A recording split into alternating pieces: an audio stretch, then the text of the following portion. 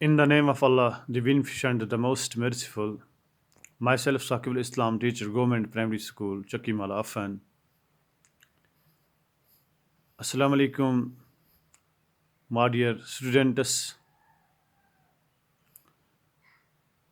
Hope you are all fine at your home. Let's continue our class. Today I am going to teach you sentence. Dear students, हमने जो basics of grammar उसमें हमने पहले alphabets के बारे में जाना और पंक्चुएशन मार्क जो है वो भी मैंने कल आपको पढ़ाया था, पंक्चुएशन मार्क. डियर स्टूडेंट्स, उसके बाद हम डिस्कस करने जा रहे हैं आज सेंटेंस के बारे में. मगर पहले हमें पार्ट्स ऑफ स्पीच जानना है. पार्ट्स ऑफ स्पीच, ये parts of speech, a word is the unit of a language. A word is the unit of a language. Different words do different works in a sentence. Words are classified into 8 classes called the parts of speech. 1. Noun. 2. A pronoun. Number 3. An adjective. Number 4. A verb. Number 5. An adverb. Number 6. A preposition. Number 7, a conjunction.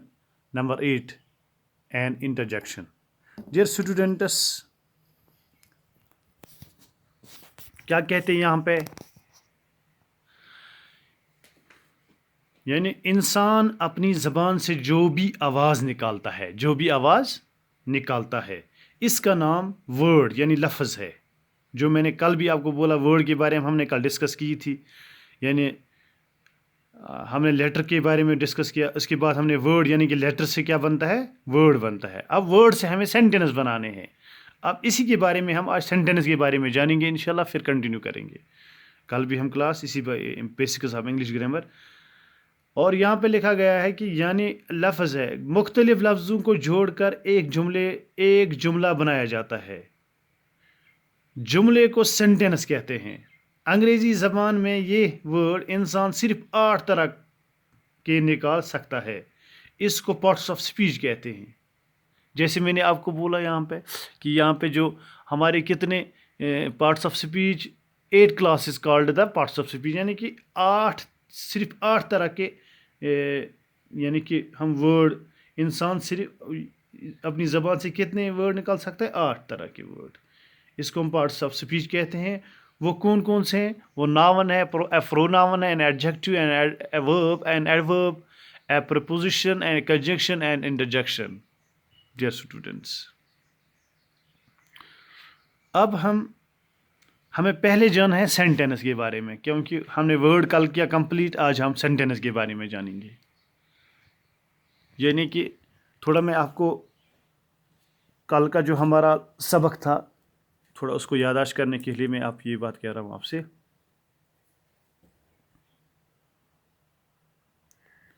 यानी कि मैंने आपको कल कहा था, a group of letters that has meaning is called word. जैसे अगर हमारे पास लेटर्स है, मिसाल तो मैं यहाँ पे आपको समझाऊँ. यहाँ मैंने लिखा ABCDEFGHIJK. अब मुझे कोई वर्ड बनाना है, मगर जिसकी मीनिंग हो, जिसका सही माना हो. अब मैं यहाँ पे क्या करता हूँ, मैं यहाँ पे लिखता हूँ, मिसाल के तौर पर यानी पे L भी लिखा, MNOPQRST. यहाँ पे लिखता हूँ, मैं इनसे निकालता हूँ, इन लेटर्स से मैं वर्ड लिखता हूँ. मैं यहाँ पे C लिखता हूँ, A लिखता हूँ और T. यहाँ क्या बना ये, कैट. यानी कि ये वर्ड है, कैट माने बिल्ली. इसी तरह यानी कहाँ से अब वर्ड का कैसे लेटर से हम वर्ड बनाते हैं. यानी कि वर्ड क्या है, ए ग्रुप ऑफ लेटर्स का एक ग्रुप. अब ग्रुप कैसे, 1 2 और 3 यहाँ पे लेटर से ये ग्रुप एक बन गया। Now let's start sentence. देखिए डियर स्टूडेंट, जो सेंटेंस है कि हमने पंक्चुएशन मार्क्स के बारे में भी जाना है, वर्ड के बारे में भी जाना है, अब हमें सेंटेंस के बारे में जानना है। यहाँ पे कुछ सेंटेंस लिखे गए हैं, आप देखिए। This is a book, that is a tree, she is my sister, she is my sister. और यहाँ पे दीज ग्रुप्स ऑफ, इनके बारे में कह रहे हैं, मैं इनके बारे में कह रहा, जो मैंने यहाँ पे नोट किया। These groups of, sorry for that, these groups of words, these groups of words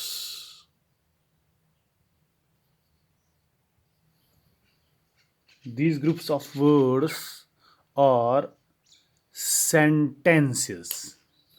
यहाँ लिखा है these groups of words are sentences, each of them has a complete meaning। यानी कि जो यहाँ पे number 1, this is a book, that is a tree, she is my sister, इनको आप गौर से देखिए। फिर लिखा गया दीज ग्रुप्स ऑफ वर्ड्स और सेंटेंसेस, ये जो ऊपर दिए गए जुमले हैं ये सेंटेंसेस है। क्या है? जो ऊपर दिए गए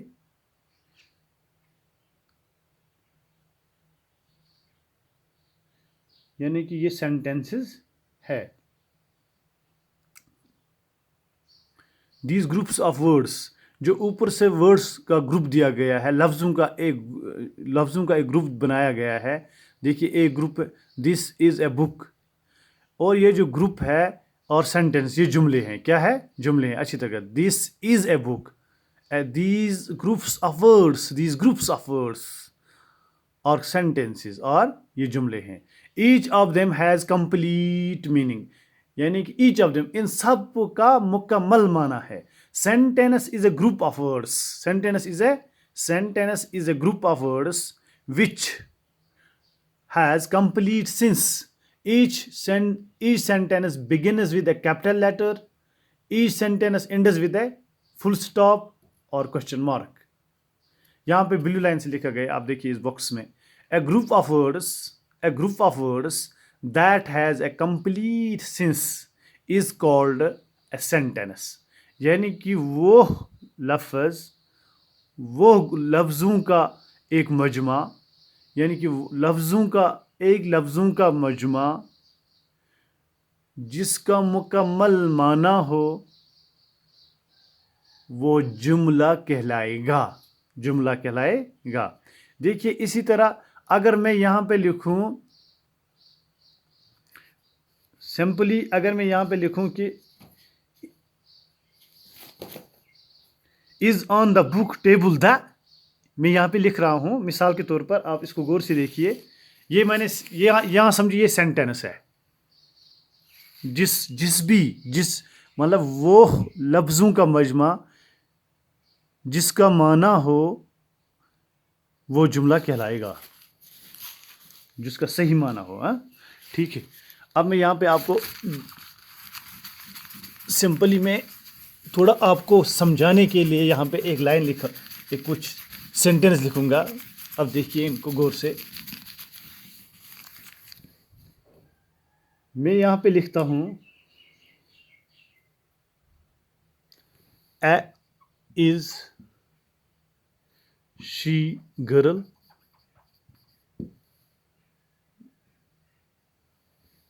is on the book table the,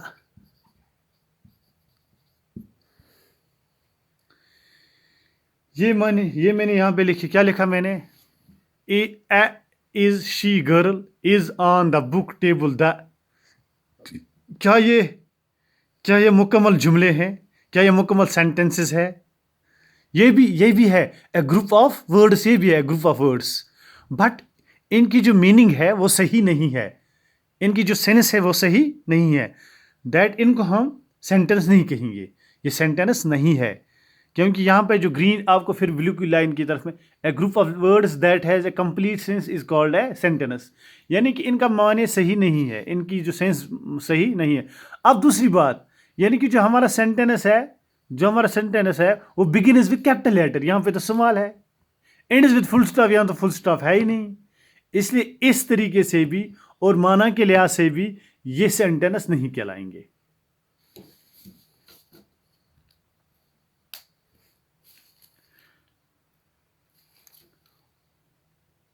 यानी कि हम ये बात कहेंगे, अगर मैंने लिखा she is a girl, the book is on the table, what is your name, my cap is black, यानी कि जो मैंने जुमले पढ़े आप खुद अच्छी तरह सुनिए, मैं पढ़ रहा हूँ she is a girl, the book is on the table, what is your name, my cap is black, यानी कि व्हाट इज़ योर नेम, आपका नाम क्या है, आपका इसमें ग्रामी क्या है, इसको मैं नोट ऑफ इंटरग्रेशन लगाता हूँ लास्ट में, यानी कि question mark. Then these group of words जो मैंने पढ़े और in proper order they express meaning, so they are sentences. हम कहेंगे a group of words that has a complete sense is called a sentence. We place the words in a proper order to make the sense.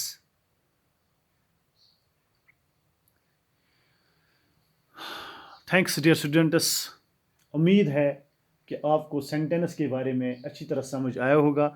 इंशाल्लाह कल हम continue करने जा रहे हैं, फिर कल के काइंड्स ऑफ सेंटेंस हमें पढ़ने हैं, यानी कि जुमलों के मुख्तलिफ एग्जाम जो है उनको, जैसे हमारे पास एसर्टिव सेंटेंस है, interrogative sentence, imperative sentence, exclamatory sentence है। कल इंशाल्लाह उनके बारे में जानेंगे। अल्लाह हाफिज़।